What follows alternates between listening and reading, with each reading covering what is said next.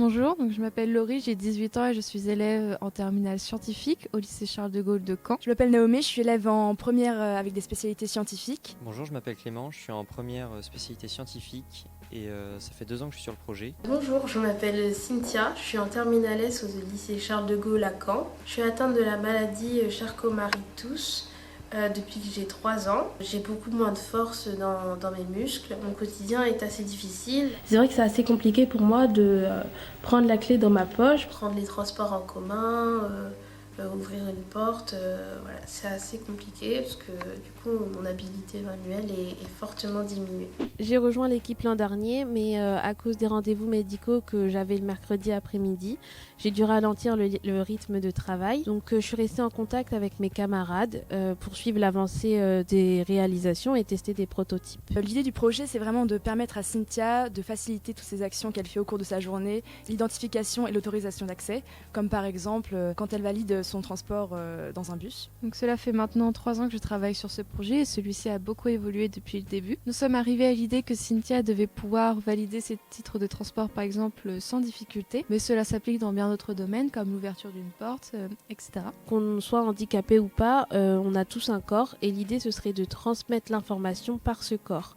Donc je vous explique, au lieu de sortir ma carte de bus qui est dans ma poche, je n'aurais qu'à poser une partie de mon corps, mon bras par exemple, sur le terminal. Et du coup, c'est ce qui constituerait l'acte volontaire. L'information serait transmise par mon corps vers mon téléphone portable qui serait situé dans ma poche. Et donc, la directivité serait assurée par le corps.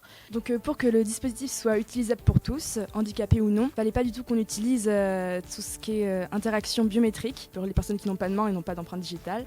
On a imaginé un système comprenant 3 éléments majeurs. Donc le téléphone portable de l'utilisateur situé dans sa poche, un terminal muni d'une antenne et un serveur. Donc par exemple, lorsque Cynthia veut valider un titre de transport, elle va devoir mettre une partie de son corps, donc par exemple son bras. Ensuite, une connexion va être faite par son corps jusqu'au téléphone. Le téléphone va transmettre au terminal l'ordre de vérifier le titre de transport. Le terminal va ensuite interroger le serveur qui va répondre si l'utilisateur a le droit ou non d'utiliser ce titre de transport.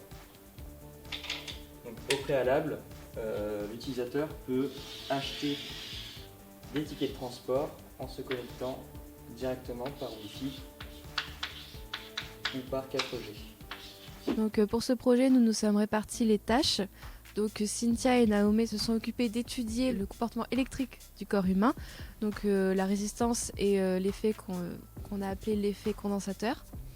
Clément s'est occupé de la partie programmation et je me suis occupée personnellement des bobines émettrices et captant les ondes. On a appris à utiliser le logiciel informatique Easy EDA. Et ainsi on a pu concevoir notre circuit avec notre oscillateur Colpit qui génère notre signal.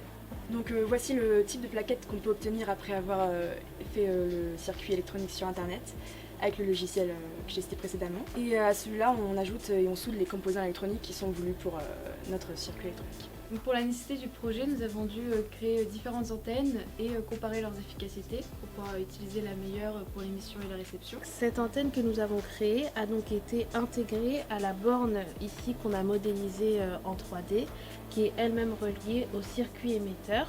Et donc c'est qui constitue le terminal. Et donc mon téléphone serait dans ma poche et je n'aurais plus qu'à poser mon bras sur la borne. Le signal envoyé dans le bras de Cynthia lorsqu'elle pose sa main sur le terminal est affiché sur l'oscilloscope. On peut voir que c'est une suite de 0 et de 1 qui correspond au signal en binaire. Le signal est réceptionné par cette antenne réceptrice et analysé par ce circuit récepteur. Lorsque l'on met le bras sur l'antenne émettrice, on peut voir que l'information est bien transmise. La dernière étape du projet est de miniaturiser l'électronique afin de pouvoir l'incruster dans une coque et utiliser son propre téléphone. On a créé une coque et on l'a modélisée en 3D pour mettre la plaque réceptrice à l'intérieur et le téléphone par-dessus. Nous vous invitons à découvrir notre réalisation finale si vous sélectionnez notre dossier. Merci.